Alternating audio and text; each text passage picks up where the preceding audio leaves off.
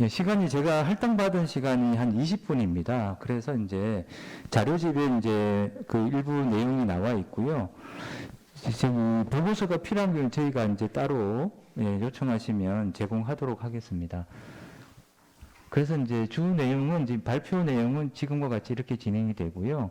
실제 현황은 이제 내용이 많다 보니까 그 성인 발달 장애 조사 내용으로 조금은 제가 말씀을 드리고, 저희 오늘 이 자리가 이제 정책 방안에 대한 논의하는 자리이기 때문에 마지막에 저희가 결론 시사점에 대해서 중심적으로 좀 말씀을 좀 드릴까 합니다.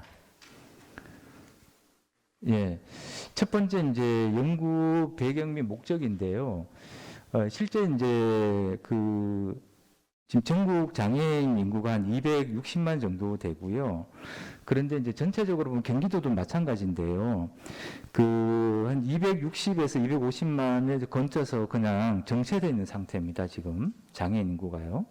그런데 이제 특이한 사항은 이제 나머지 대표적으로 우리가 알고 있는 지체 장애는 50% 정도 존재하고요. 뇌병변 장애는 한 10% 정도 이렇게 존재합니다.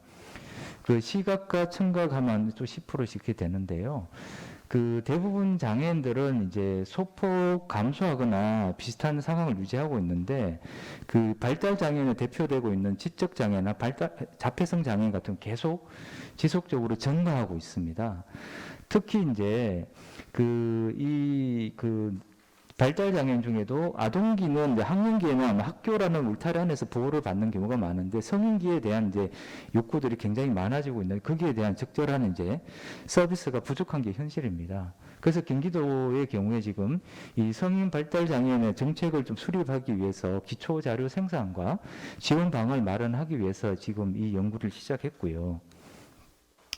연구는 이제 기본적으로 이제 경기도 성인 발달 장애인 현황 분석을 했습니다. 이 부분은 이제 행정 자료를 통해서 좀 살펴봤고요. 그리고 이제 국내외 이제 발달 장애인 정책 동향에 대해서 분석했습니다. 물론 이제 이전에도 관련 자료들이 있긴 하지만 최근에 좀 경향들을 보기 위해서 일본은 저희하고 유사한 서비스 지원 체계를 갖추고 있습니다. 최근에 생긴 이제 발달장애인 지원센터도 일본에서도 그렇게 운영을 하고 있고요. 그래서 일본을 한번 들여다봤고요.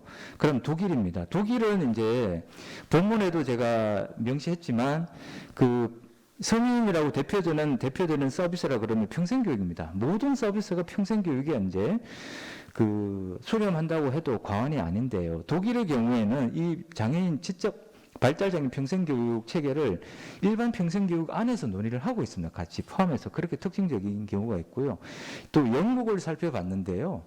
영국의 경우는 잘 아시는 대로 개인 예산제가 지금 활성화되어 있고, 특히나 이제 개인별 지원 계획이 잘 이루어지고 있는데, 여기서는 이제 우리가 보통 현재 지금 서비스 전달 체계가 이제 분절적, 그러니까 그 당시의 시대적 요구 사항에 따라서 이제 서비스 기관, 그래서 센터 등 기관들이 생겨나다 보니까 중복 유사 서비스에 대한 부분들이 굉장히 많이 이야기되고 있습니다. 예. 그런 부분에 대해서 조금 이제 연구는 살펴봤고요. 이따가 좀 구체적으로 한번 그거는 한 번 더 말씀을 드리겠습니다. 그리고 이제 경기도의 현황을 알아보기 위해서 보호자하고 당사자에 대해서 이제 양적 조사를 했는데요. 보호자는 800명 정도 돼 있고 당사자는 200명 정도 했습니다. 물론 이제 여기 당사자는 이제 의사소통이 가능한 장애인 중심으로 저희가 실시를 했습니다. 그리고 이제 실제 이제 양적 설문지에 담을 수 없는 내용을 저희가 좀 파악하기 위해서 대상자 지적하고 발달 그리고 부모 이런 네 그룹으로 나누어 가지고 FGI를 진행했습니다. 이에 따라서 지원 방향을 마련했습니다. 이 발달장애에 대한 기본적인 걸 잘 아시니까 조금 그냥 지금 저희 나라 같은 경우는 발달장애 지적하고 자폐성만 인정하고 있는데요. 이 부분들은 국가별로 좀 차이들이 있는 것으로 나타나고 있습니다. 저희는 이제 지적 발달에 한정하고 있고요. 근데 이제 여기에 좀 빠진 게 아쉬운 점이 있겠지만 있는 부분이 내성마비 장애인입니다. 내성마비 장애는 이제 발달장애인 지원법이 생길 2015년도에 논의가 되다가 지금은 이제 발달장애인에서 제외가 된 부분이긴 한데요. 예. 이 정의 부분은 여러분 잘 아시니까 넘어가도록 하겠습니다. 예, 지금 경기도 발달장애 현황을 잠깐 살펴보면요. 지금 이제 장애인 일반 특성을 보면, 인구 특성을 보면요. 그 전체 이제 우리 그 장애인의 인구는 5% 정도 됩니다. 여기 보시는 것처럼 5% 정도 차지하고 있는데 경기도는 상대적으로 장애인 비율이 조금 전국보다 떨어집니다. 4.2%예요. 물론 이 경기도 안에서는 그렇지만 실제 이제 경기도에 있는 장애인이 20%가 넘지요. 그만큼 이제 전국에서 가장 많은 장애인이 있긴 하지만 경기도 내의 인구 대비해서는 상대적으로 전국보다 낮다라고 보시면 좋겠고요. 그런데 이제 특이한 거는 보시면 일반적인 장애 인구 비율은 이제 전국에 비해서 상대적으로 낮지만 발달 장애 비율은 전국보다 높습니다. 0.1%포인트 더 높게 나타나고 있고요. 예, 보시는 것처럼 이제 그 전국 발달 장애인 경기도 같은 비율을 보면 약 10%, 정확하게는 9.3% 존재하는데 그 중에 많은 이제 장애인이 지적 장애가 8%, 그리고 이제 자폐성 장애 1.3% 정도 차지하고 있습니다. 예, 최근에 이제 국내 발달 장애인 정책 동향을 보면 기존에는 이제 그 법 체계에서도 아동, 학령기 장애인 중심으로 서비스 전달 차이가 많은 부분이 구축이 되어 있었고요. 최근에 이제 2015년 이제 발달 장애인 지원법이 제정된 이후에 성인 발달 장애인 그 서비스 체계로 조금 전환되는 그런 계기를 맞고 있습니다. 예, 아까 말씀드렸던 이제 국외 이제 정책 동향을 보시면 일본의 경우는 이제 최근에 이제 발달장애인 지원법을 개정 통해서 이제 부모 멘토 사업이 조금은 적극적으로 실시가 되고 있고요. 기타 내용들은 저희하고 유사하게 진행되고 있습니다. 예, 영국 같은 경우에는 아까도 말씀드렸지만 이제 개인 특성에 맞는 지원이 강화되고 있는데 이거는 이제 아까 말씀드렸던 이제 개인별 지원 계획, 개인 예산제에 기반해서 이제 이런 부분이 강화되고 있고요. 특히 이제 중복 서비스를 허용하고 있는데 그 중복 서비스를 허용한 이유가 이제 그 사각지대를 없애기 위해서를 이런 중복 서비스를 허용하고 있다고 합니다. 그리고 독일의 경우는 아까도 말씀드렸듯이 이제 그 평생교육을 이제 일반 평생교육 범주 안에서 장애인 평생교육을 지금 수립하고 있고요. 특히 이제 저희 나라 같은 경우도 장애인이 등록된 경우와 등록되지 않은 경우에 서비스 차이가 엄청난 차이가 납니다. 근데 이제 독일 같은 경우 발달 장애인 같은 경우 조기 치료가 굉장히 중요하거든요. 그래서 이제 예방적 차원에 된 노력이 굉장히 많은 예산을 투입하고 있고요. 그 이후에 이제 치료 중심으로 진행되고 있다는 좀 특이한 현상이라고 보시면 좋겠습니다. 예, 그 다음은 이제 욕구 및 실태 조사 부분인데요. 예, 아까도 말씀드렸듯이 이제 이 부분은 양적 조사 같은 경우에 이제 보호자와 당사자로 크게 나누어지는데 보호자의 경우는 800명. 그 20개 시군을 했습니다. 20개 시군은 저희가 이제 그 무작위 샘플을 해서 이제 20개 시군을 선정했고요. 예, 그런데 지금 조사 방법은 작년에도 아쉽잖아요. 코로나가 심해서 원래는 이제 방문 면접, 1대1 방문 면접을 실시하려고 했으나 코로나로 인해서 그 웹 조사나 전화 조사를 병행했습니다. 그럼에도 불구하고 방문 조사는 10% 정도 진행을 했고요. 그 당사자 조사 같은 경우는 이제 아주 중증은 사실 의사소통이 힘들기 때문에 상대적으로 의사표현이 가능한 장애인으로 좀 한정한 부분이 있고요. 실제 이제 이 부분은 이제 1대1 설문조사로 면접조사로 실시를 했습니다. 그래서 203명 조사가 되었고요. 지금 이 부분은 제가 필요한 부분만 간단하게 설명을 하고 넘어가겠습니다.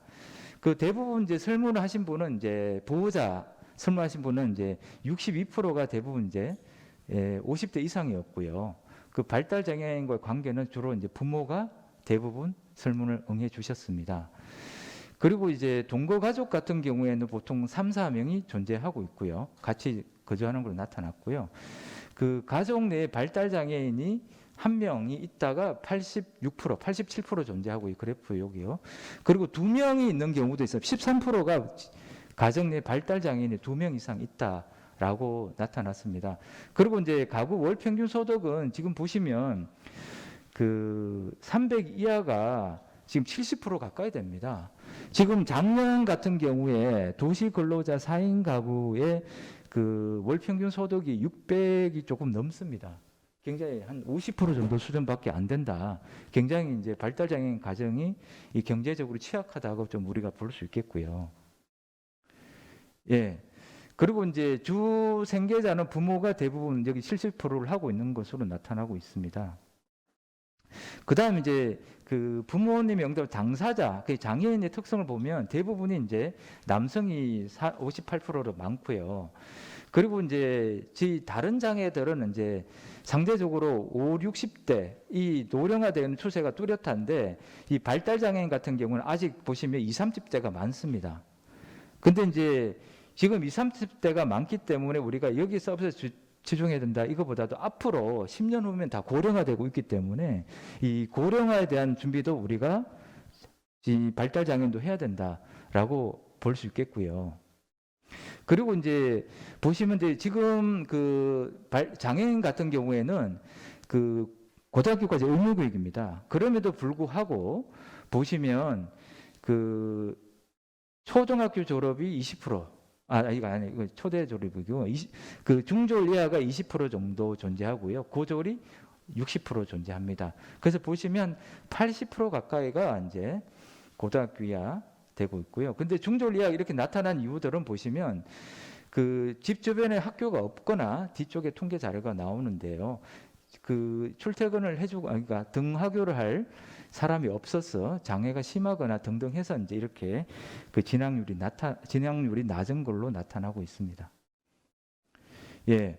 그리고 이제 그 의사소통 같은 경우에도 보시면 그 한 70% 가까이가 도움을 받아서 의사 표현이 가는 걸로 나타나고 있고요. 특히나 우리 이제 요즘에 이제 다문화에 대한 이제 관심이 많은데요. 그 장애인, 발달 장애인 가구 중에 지금 조사 가구 중에 1.1%가 다문화 가정이고요. 특히 다문화 중에 누가 이제 외국인이냐고 봤을 때 어머니가 이제 67% 가까이 됩니다. 아버지가 22% 정도 존재하고 있습니다. 네. 그리고 일을 하고 있다라고 이제 응답한 경우가 27% 정도 되는데요.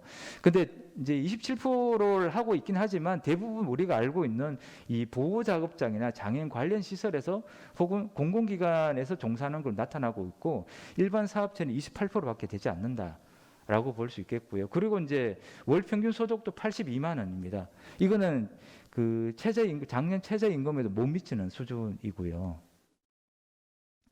예. 그다음 이제 진료를 받고 있느냐를 봤는데 이 진료를 받고 있는 여부는 정기적인 지속적인 그 진료를 받는 경우를 제가 살펴봤는데요. 43%가 이제 진료를 받고 있었고요.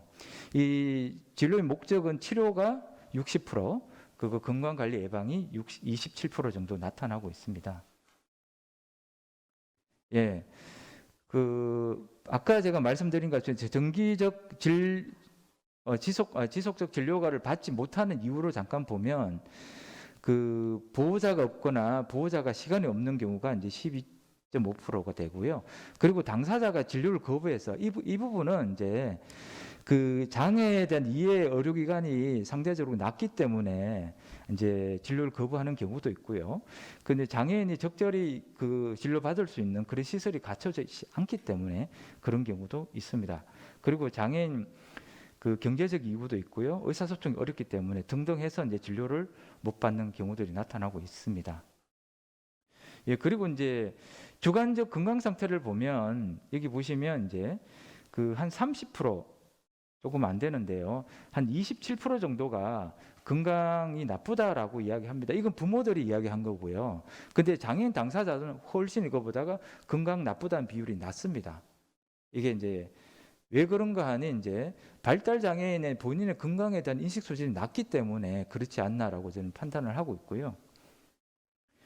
예, 그리고 이제 건강 관련해서 앓고 있는 질병 중에 우울이 가장 높게 나타나고 있고요. 23%. 그다음 이제 피부염, 허리, 목 통증, 고혈압, 당뇨 등으로 나타나고 있습니다. 그리고 이제 발달 장애인 중에 가장 이제 많은 이제 그 진료 중에 치과 진료를 많이 요구를 하고 있는데요.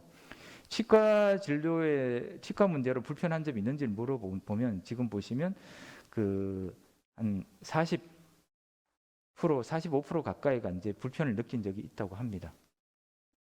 예, 그다음 이제 교육 및 평생교육에 관한 부분인데요. 그 고등학교까지 학교를 다니지 않거나 중도에 그만둔 이유입니다. 보시면 장애가 심해서가 가장 많은데요. 실제 이제 학교 환경에서 중증을 받아서 교육할 수 있는 환경이 굉장히 제한적이기 때문에 45% 가까이가 장애가 심해서 다니지 못한다고 나타났고요. 그래서 그리고 이제 뭐 경제적 어려움이라든지 집 근처에 없어라든지 또 주변의 시선으로 인해서 이동, 편의시설이 없어 등등으로 나타나고 있습니다. 예, 그리고 이제 그 낮 시간 동안 어떻게 보낸지를 저희가 좀 살펴봤는데요. 대부분은 이제 그 부모와 보내는 시간이 47%로 가장 많고요. 혼자 보내는 경우도 22.6%로 차지하고 있습니다. 기타 이제 13% 정도가 이제 시설에서 복지 시설을 이용하고 있다고 나타나고 있고요.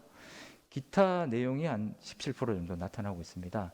그리고 이제 복지시설 이용 경험 의향을 보시면 가장 많이 이용하는 곳이 이제 장애인 주간보호나 직업재활 시설이 있고요. 여기에 대한 욕구도 굉장히 높습니다. 다른 시설보다가요. 다음 이제 평생교육에 관한 부분인데요. 예, 그 평생교육을 받는 데서 경제적 부담을 좀 여쭤봤습니다. 보시면 이제 그한 60% 가까이가 70% 정도 됩니다. 가까이가 경제적 부담을 느낀다고 하고 있고요. 그리고 이제 평생교육 프로그램에 참여하자는 이유를 살펴보면 인근에 교육기관이 없다.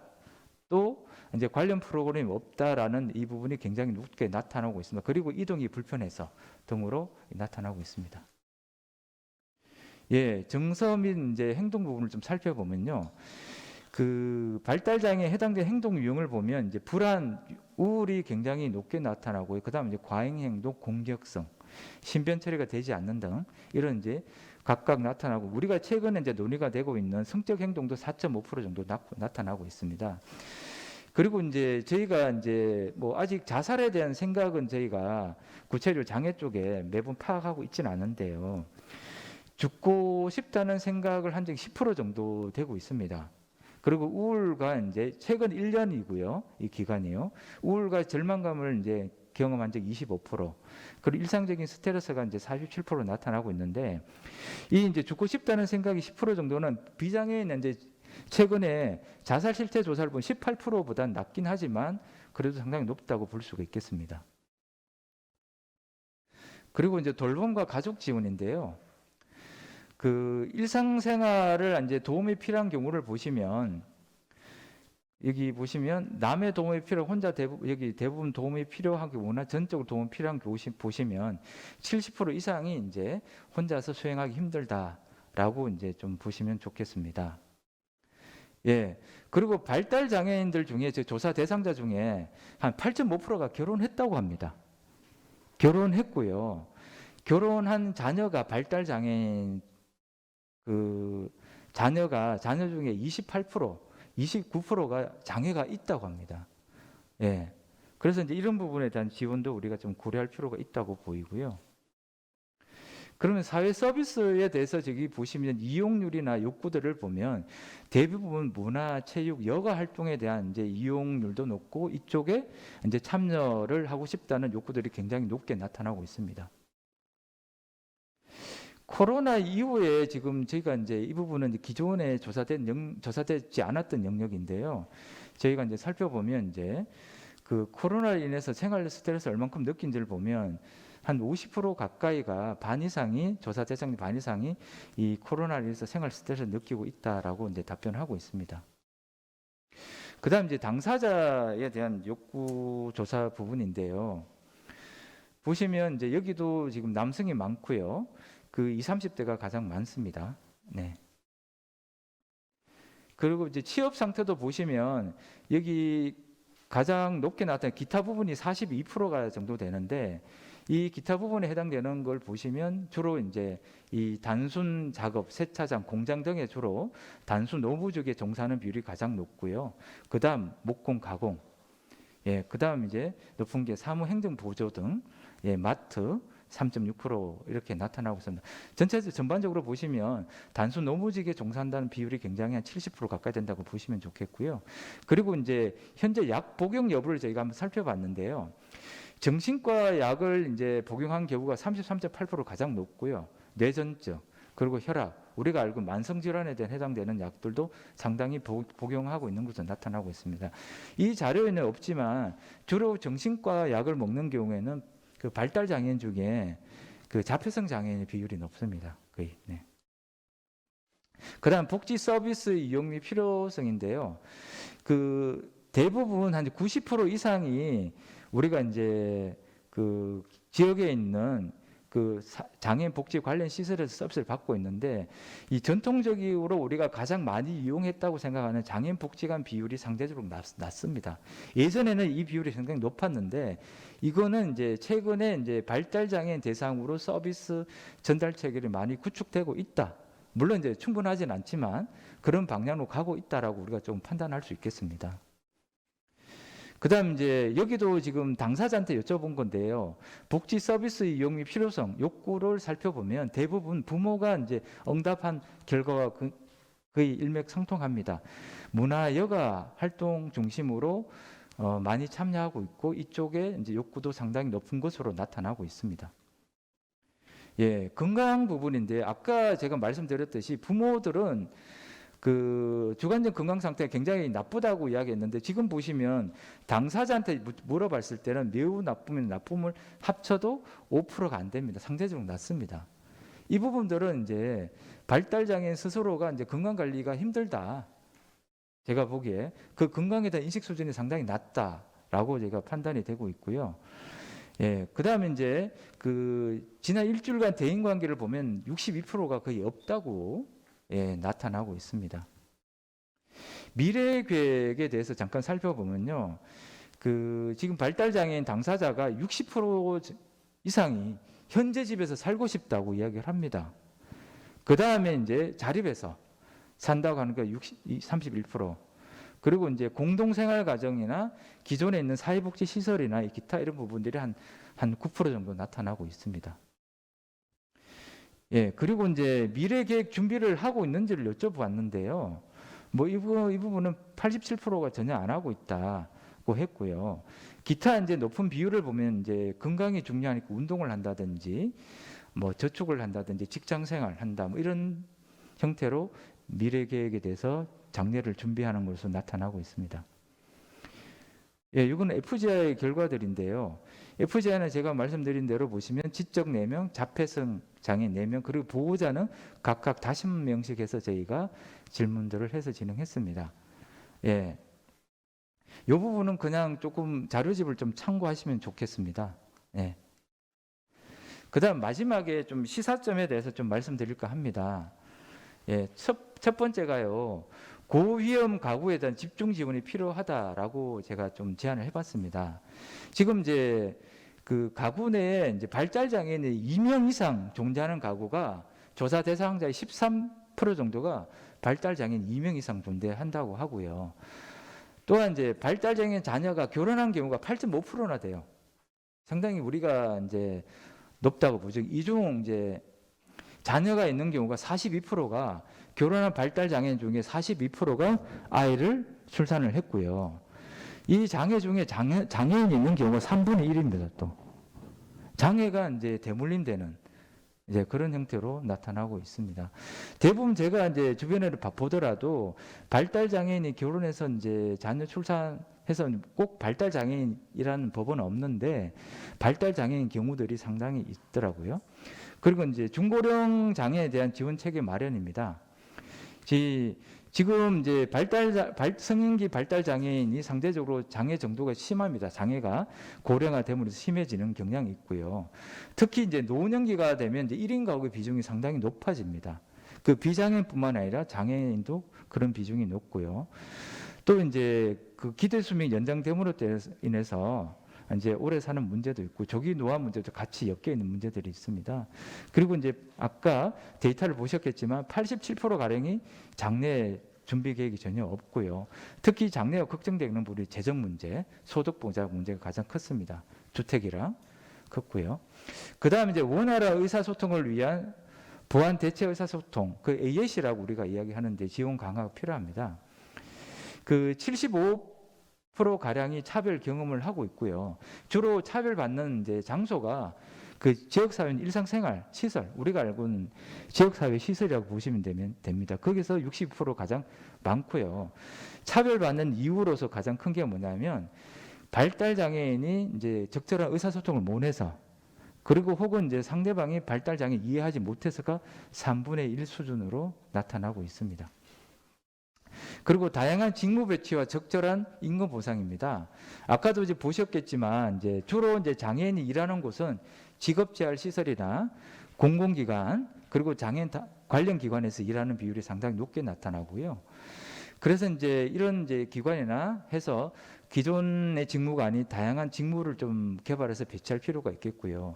그리고 임금 수준이 아까 82만 원이 상당히 낮았습니다. 실제 이제 작년 기준으로 보시면 최저임금 이 조건으로 보시면 11만 6천 원이 이제 116만 원이 지급돼야 하지만 굉장히 낮은 수준으로 지급이 되고 있었고요. 그 다음에 당사자의 대인관계 훈련과 직장 내 장애인 인식 개선 교육이 필요합니다. 그 직장 내 어려움으로 낮은 임금 외에 이제 직장 내 의사소통이 어려움이 있었고요. 이 부분들은 이제 물론 장애인도 노력해야 되겠지만 직장 내 장애에 대한 발달 장애에 대한 개선 인식에 대한 부분도 같이 좀 염두에 둘 필요가 있다고 보입니다. 그리고 선배치 후 훈련을 통한 지원 고용 강화 및 직무 배치 강화인데요. 직무 지도원 배치 강화인데요.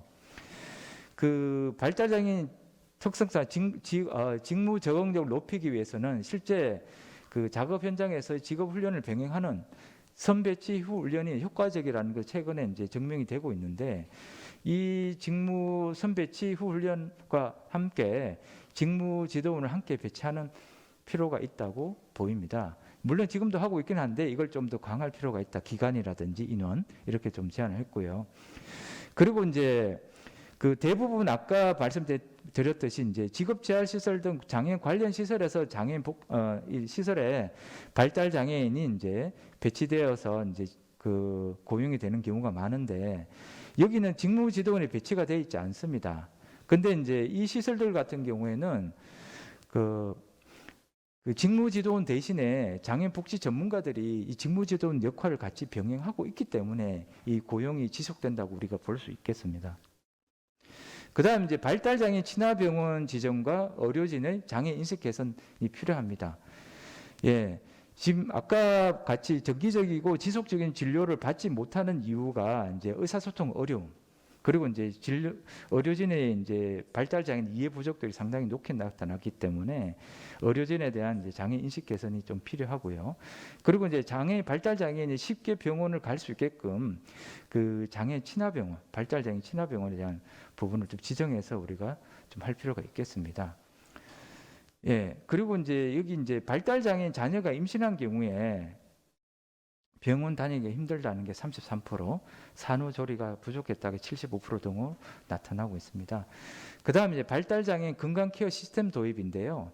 실제 이제 그 우리가 발달장애인 같은 경우는 이제 조기 노령이 보통 우리가 저희 같은 이제 60세 이상으로 보고 있는데, 50세 최근에 이제 학계에서는 50세 이전에 40세부터 이제 노령화가 진행된다고 합니다.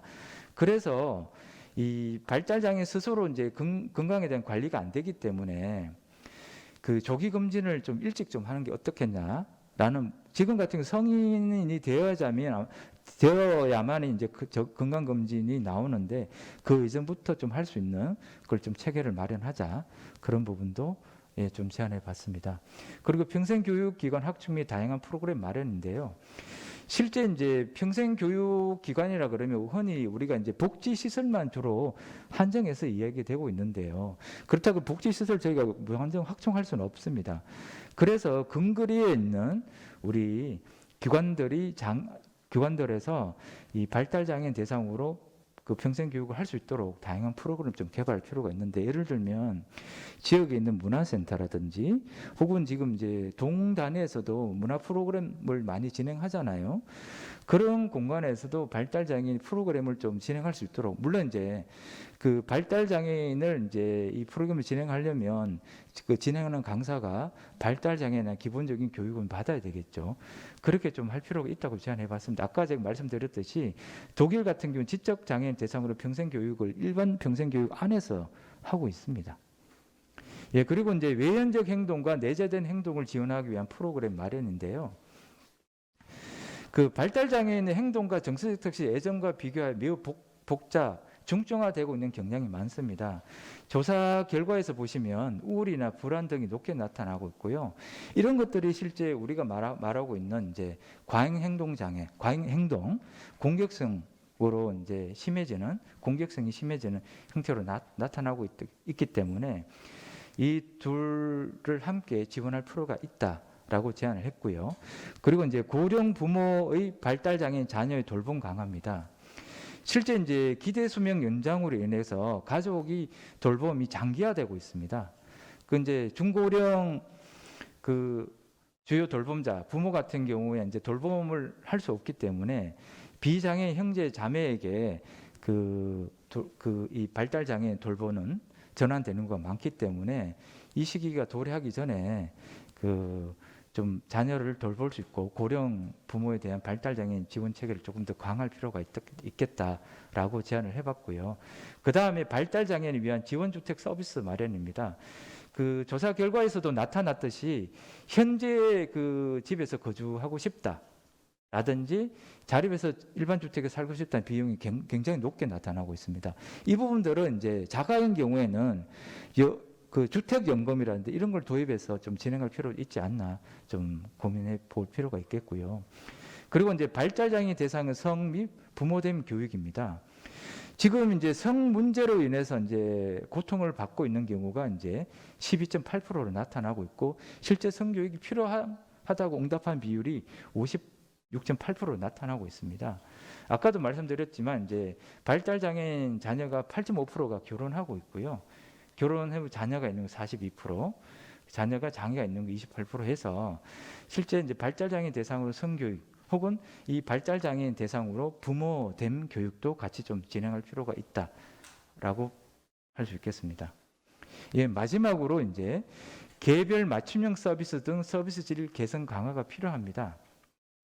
지금 제가 앞에 구체적으로 말씀을 안 드렸지만 조사 결과에서 그 많은 이제 발달 장애인 그 부모나 그 본인이 이제 프로그램에서 그 참여하지 않는 이유가 적절한 서비스가 없다든지 하는 경우가 높게 나타나고 있고요. 그리고 이제 이 서비스를 우리가 선택하는 기준을 보면 프로그램 내용의 다양성, 질에 대한 요구들이 컸고요. 기타 이제 종사자의 태도, 전문성을 높여야 한다. 이런 부분들이 지적되고 있습니다. 예. 이상 저희 발표를 마치겠습니다. 감사합니다.